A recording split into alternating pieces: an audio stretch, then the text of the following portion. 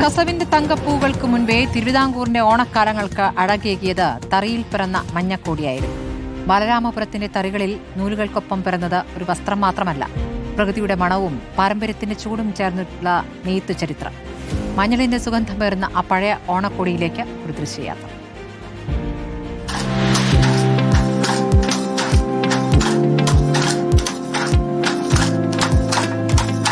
ഓടം പായുന്നു, അച്ചു താളമിടുന്നു.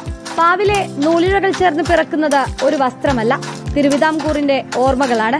ഉത്രം തിരുനാൾ ബാലരാമവർമ്മ മഹാരാജാവിന്റെ കാലത്ത് ചാലിയ തെരുവിൽ ഉണർന്ന തറികളിൽ നിന്നാണ് ബാലരാമപുരത്തിന്റെ ഈ നെയ്ത്തു പാരമ്പര്യം വളർന്നത്. കൈകളുടെ വേഗവും കാൽപ്പാടുകളുടെ താളവും ഒന്നാകുമ്പോൾ തറിയിൽ ഒരു ഭാഷ പിറക്കുന്നു. ഓരോ നൂലിഴയിലും തലമുറകളുടെ കൈവേലയും കാത്തു സൂക്ഷിച്ച പാരമ്പര്യവും.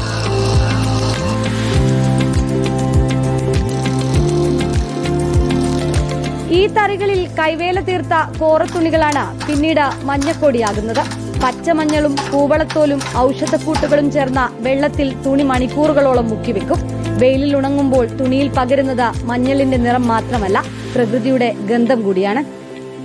പാവ് നൂല് നനച്ച് മഞ്ഞ മുക്കി ക്ലിയർ ചെയ്ത് അതിനെ റാട്ടിയിട്ട് താരിച്ചിട്ട് നെയ്തും ഉണ്ടാക്കിയാണ് കീറി വിൽക്കുന്നത്. ഓണത്തിന് പ്രധാന മഞ്ഞക്കോടി. കാലം കസവിന്റെ തിളക്കത്തിലേക്ക് മാറിയെങ്കിലും ബാലരാമപുരത്തെ പഴയ തറികളിൽ നിന്നും നൂലിഴകൾ തേടുന്നത് ആ മഞ്ഞൾ മണമുള്ള നല്ലോണക്കാലമാണ്. തറിയിൽ നെയ്തത് ഒരു കോടിയായിരുന്നു, കാലം കാത്തുവെച്ചത് ഒരു സംസ്കാരവും. റിപ്പോർട്ടർ, തിരുവനന്തപുരം.